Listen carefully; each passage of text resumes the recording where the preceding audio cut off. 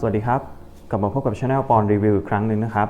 บวันนี้ผมก็จะนำเอานาฬิกาตัวหนึ่งที่เรียกว่าเป็นตำนานรุ่นหนึ่งเลยของทาง Seiko 5 มาให้ดูกันนะฮะก็เป็นนาฬิกาในรหัส SNK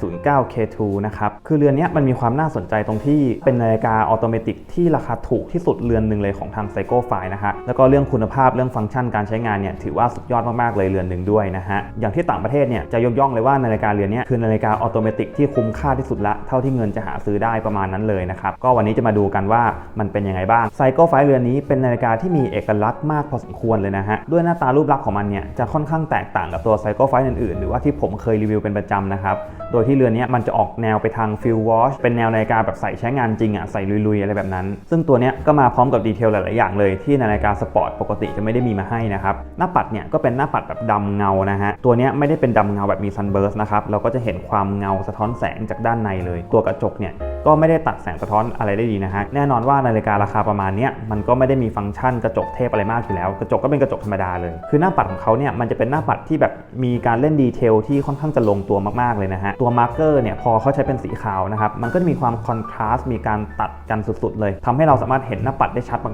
ๆเป็นหน้าปัดนาฬิกาที่อ่านง่ายมากๆเรือนหนึ่งเลยนะฮะวงด้านในเนี่ยเราจะเห็นว่ามันเป็นวงของหลักชั่วโมงใช่ไหมฮะและวงด้านนอกเนี่ยมันก็จะเป็นวงของหลักนาทีซึ่งเข็มชั่วโมงเนี่ยมันก็จะอยู่ในวงด้านในแค่นั้นไม่เกินออกมาส่วนเข็มนาทีเนี่ยมันก็จะชี้ที่วงด้านนอกนะฮะทำให้เวลาอ่านค่าเนี่ยมันอ่านได้ง่ายมากๆเลยอย่างตอนนี้ก็เป็น10 โมงกับ 47 นาทีสามารถอ่านได้อย่างรวดเร็วเลยตัวเข็มก็เป็นเข็มสีขาวที่มองเห็นได้ชัดมากๆส่วนเข็มวิเนี่ยเขามีการเล่นดีเทลปลายเข็มสีแดงไปด้วยทำให้มันดูไม่น่าเบื่อคือถ้าเกิดเข็มวิมันเป็นเข็มสีขาวล้วนเหมือนกันเนี่ยผมว่ามันดูจืดมากๆเกินไปมันจะดูทูโทนไปหน่อยพอมันมีเข็มสีแดงเนี่ยมันก็จะมีแฝงความสปอร์ตเข้ามานิดนึงส่วนตัวลูมเขาก็มีมาให้บนเข็มนาทีแล้วก็เข็มชั่วโมงนะฮะแล้วก็หลักชั่วโมงด้านนอกสุดเนี่ยที่เป็นเม็ดกลมๆเนี่ยก็เป็นเม็ดรูเหมือนกันซึ่งก็ถือว่าเรืองแสงได้ดีในระดับหนึ่งเลยแต่ว่ามันก็ไม่ได้ใหญ่หรือว่าชัดมากเท่ากับพวกนาฬิกาดำน้ำแต่เบื้องต้นถือว่าใช้ได้เลยแหละเวลาเข้าที่มืดเนี่ยเห็นแสงค่อนข้างชัดเจนดีมากเลยฟังก์ชันการทำงานของเรือนนี้นะครับก็จะฟังก์ชันมาตรฐานคล้ายๆกับ Seiko 5 ทั่วไปก็คือเม็ดมะยมเนี่ยจะอยู่ที่ตำแหน่ง4นาฬิกาตรงนี้เม็ดมะยมเนี่ยค่อนข้างจะเล็กมากเลยนะครับแล้วก็มีการซ่อนเข้าไปในตัวเคสพอสมควรแต่ไม่ได้ดึงยากมากเพราะว่าด้านล่างเนี่ยมันมีช่องเล็กๆเนี่ยที่สามารถเอาเล็บเข้าไปจิกเพื่อเกี่ยวออกมาได้นะฮะก็สามารถหมุนปรับว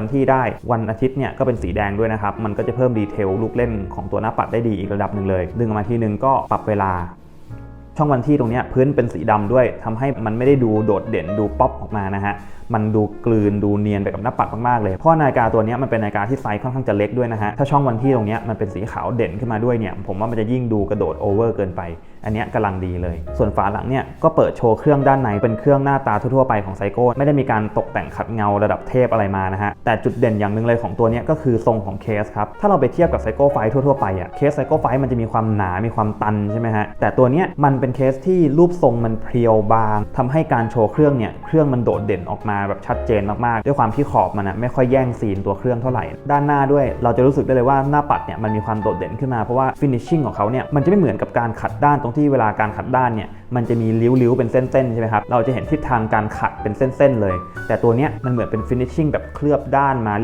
รียบๆครับเหมือนเป็นการเอาโลหะไปอบสีทำให้เวลามันดูแล้วเนี่ยมันจะดูเนียนดูกลืนคล้ายๆกับอลูมิเนียมประมาณนั้นเป็น texture ที่ดีมากๆเลยไม่ค่อยได้เจอใน Seiko 5 รุ่นทั่วไปนะฮะตัวนี้มันก็จะให้อารมณ์เหมือนแบบนาฬิกาใส่ลุยจริงจังมากๆไม่ต้องกลัวพวกรอยขนแมวรอยอะไรแบบนั้นเลยนะครับแต่ด้านหลังเนี่ยก็จะเป็นขัดเงาผสมผสาน texture กันไปตัวสายที่ให้มาเนี่ยก็เป็นสายผ้าไนลอนคุณภาพก็ถือว่าดีใช้ได้เลยแต่ว่าอาจจะมีข้อเสียนิดนึงตรงที่รูของสายเนี่ยเขาจะเจาะมาให้เท่านี้ครับซึ่งดีไซน์การเจาะรูแบบนี้ที่เอาหนังมาแปะก่อนแล้วก็เจาะรูเข้าไปทีนึงเนี่ยทำให้คนที่ข้อมือเล็กกว่านี้แล้วจะต้องเจาะสายเพิ่มเนี่ยจะเจาะได้ยากมากละเพราะมันต้องเจาะลงไปบนเนื้อสายเลยด้วยความที่สายเป็นไนลอนเนี่ยมันไม่เหมือนกับการเจาะสายหนังนะฮะมันจะค่อนข้างเละนิดนึงดูไม่ค่อยเรียบร้อยก็จะเป็นปัญหาอย่างนึงสำหรับคนที่ข้อมือเล็กเพราะจริงๆนาฬิกาเรือนนี้มันเป็นนาฬิกาที่ไซส์เล็กมากๆนะครับอย่างผมลองวัดดูเนี่ยไซส์มันอยู่แค่37มิลเท่านั้นเองความหนาเนี่ยอยู่ที่ 10.5 มิลผู้หญิงก็ใส่ได้สบายๆเลยนะฮะหรือว่าคนที่ข้อมือเล็กใส่เรือนเนี่ยจะเข้ากันมากแต่ Seiko ก็ดันให้รูมันน้อยเนี่ยผมก็เลยงงนิดนึงว่าตกลงเขาจะทำมาเพื่อให้คนข้อมือเล็กใส่หรือเปล่าเนี่ยก็ไม่แน่ใจนะฮะอย่างพวกบัคเกิลหรือว่าพวกฮาร์ดแวร์ต่างๆเขาก็ให้มาเป็นแบบเคลือบด้านนะครับคือมันก็จะล้อไปกับตัวเรือนได้ดีมากๆเลยfinishing อะไรพวกนี้มันดูแพงเป็น texture ที่ดูดีสุดๆเลยอันนี้ผมว่าเป็นอะไรที่เกินราคามากๆนะครับเดี๋ยวผมลองใส่ขึ้นข้อมือขนาด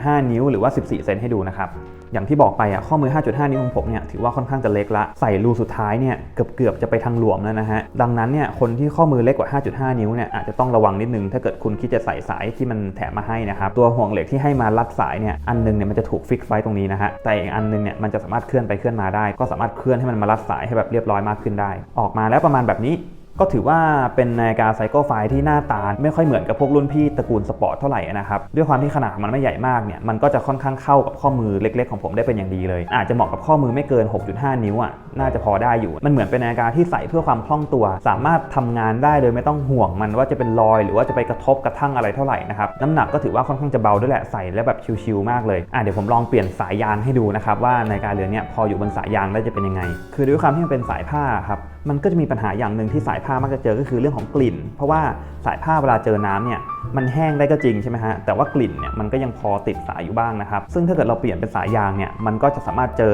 น้ำเจออะไรได้มากขึ้นแล้วก็ไม่มีปัญหาเรื่องกลิ่นอะไรด้วยเดี๋ยวผมลองสายยางแบบสปอร์ตเส้นนี้ให้ดูนะครับตัวลักเนี่ยวัดให้ดูก่อนเลยอยู่ที่18มิลนะฮะถือว่าเป็นลักที่ค่อนข้างจะเล็กเพราะอย่างไซโก้ที่ผมรีวิวมาเนี่ยส่วนมากเนี่ยจะ22มิลหรือ20มิลเนี่ยก็ถือว่าเล็กมากละแต่อันนี้มัน18มิลเลยนะฮะมันจะไปเท่ากับพวก SNKL ที่มันเป็น dress watch อะไรแบบนั้นเลยเป็นนาฬิกาใส่ทำงานที่แปลกดีเหมือนกันเพราะว่าไซส์เนี่ยมันไปเท่ากับ dress watch ซะอย่างนั้นแต่หน้าตาของมันเนี่ยไม่มีความเดรสแม้แต่น้อยเลยดังนั้นเนี่ยสำหรับคนข้อมือเล็กที่ต้องการนาฬิกาใส่ลุยๆใส่ทำงานเนี่ยเรือนนี้น่าจะเหมาะที่สุดเลยเพราะถ้าเกิดเราไปเอาพวกเดรสวอทหน้าปัด36 37มาใส่เนี่ยต่อให้เราจะเปลี่ยนสายให้มันลุยยังไงตัวเคสมันก็ยังดูเดรสอยู่นะฮะแต่ตัวเนี้ยพอเราจะเปลี่ยนสายเป็นสายยางนะครับโอ้โหดูสปอร์ตขึ้นอีกประมาณนึงเลยใส่ลุยใส่ทำงานใส่โดนน้ำอะไรได้สบายๆเลยนะครับเดี๋ยวลองขึ้นเครื่องมือให้ดูกันเลยสายตัวนี้ผมก็ซื้อมาประมาณ100 เดียวเองจาก Lazada นะครับพอมันอยู่บนสายสปอร์ตแล้วออกมาเป็นแบบนี้ผมว่าก็ใช้ได้เลยเข้ากับตัวนาฬิกาได้ดีเหมือนกันนะฮะคือด้วยความที่ texture ของนาฬิกามันเป็นแบบนี้ผมจะไม่ชินเท่าไหร่กับการที่มันไม่เล่นแสงเลยคือปกติแล้วเนี่ยต่อให้มันเป็นการขัดด้านนะฮะมันก็จะมีการเล่นแสงเป็นริ้วๆเล็กๆให้เราเห็นใช่ไหมครับสะท้อนแสงอยู่บ้างแต่ตัวเนี้ยมันเหมือนเป็นนาฬิกาแบบใส่ดูเวลาจริงจังไม่สนใจการสะท้อนแสงไม่สนใจความหรูหราใดๆทั้งสิ้นนะฮะแต่หลายคนเนี่ยผมเชื่อว่าจะชอบแบบนี้มากๆนะฮะเพราะมันให้ feeling เหมือนพวกอลูมิเนียมถ้าให้เทียบก็คงคล้ายๆกับตัว Apple Watch ที่เป็นอลูมิเนียมประมาณนั้นเลยนะครับสำหรับไฮไลท์ของนาฬิกาเรือนนี้เลยก็คือเรื่องของราคานะครับเพราะว่าเรือนนี้เป็นนาฬิกาที่ราคาถูกมากถ้าเทียบว่าเป็นนาฬิกาออโตเมติกของญี่ปุ่นเราไม่นับพวกแบรนด์จีนที่เราเห็นใน AliExpress หรือว่า Lazada ที่แบบราคามัน 700-800 อะไรแบบนั้นนะฮะอันนั้นผมไม่แน่ใจจริงๆว่าใช้งานไปมันจะพังเร็วขนาดไหนเพราะว่าเคยมีเพื่อนๆคอมเมนต์เหมือนกันว่าซื้อนาฬิกาออโต้จากจีนมาเนี่ยราคาไม่ถึงพันเลยแต่แบบใช้แค่7 วันพังละแต่อย่างตัวเนี้ยก็มั่นใจได้แหละว่ามันเป็นนาฬิกาจากไซโก้เรื่องเครื่องอะไรเนี่ยอยู่ได้หลายปีชัวร์ๆซึ่งราคาของเรือนนี้ถูกกว่าพวก SN XS เลยพวกนั้นอีกคืออย่างพวกนั้นเนี่ยมันก็ต้องมีประมาณสัก 2,500 อัพหรืออย่างบางร้านเนี่ยก็ 2,000 ปลายเกือบ 3,000 ละแต่ตัวเนี้ยแพงๆเลยเนี่ยก็จะประมาณไม่เกิน 2,400 คือคุ้มมากนะสำหรับนาฬิกาออโต้เรือนหนึ่งที่ได้คุณภาพของญี่ปุ่นแล้วก็ตีแบรนด์ไซโก้นะครับคุ้มค่าสมคำล่ำลือจากต่างประเทศจริงๆใครที่มีงบประมาณสัก 2,000 บาทและอยากเล่นนาฬิกาออโต้ผมแนะนำว่าเรือนนี้คือคำตอบแรกเลยนะฮะเป็นอะไรที่คุ้มที่สุดแล้วก็เหมาะสมที่สุดละสำหรับเงินเท่านี้ก็ลองไปหาซื้อกันดูได้สำหรับรีวิวนี้ก็ประมาณนี้นะครับใครที่มีคำถามอะไรก็คอมเมนต์กันมาได้เลยกดไลค์กดแชร์กด Subscribe Channel เราด้วยนะครับแล้วพบกันใหม่คลิปหน้าครับสวัสดีครับ